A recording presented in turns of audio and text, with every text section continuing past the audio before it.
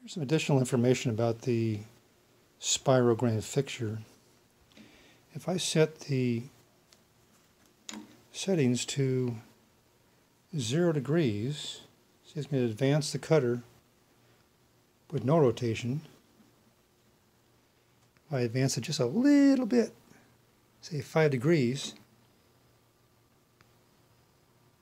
there's a tiny bit of rotation. If I advance it to close to 90, there's 85. It's almost all rotation. Very sharp angle. And at 90, it's pure twist, no axial movement. And when I go past 90, I get negative angles. So now it's operating in the reverse direction from the flutes on this end mill, because this is a conventional end mill. All the way down to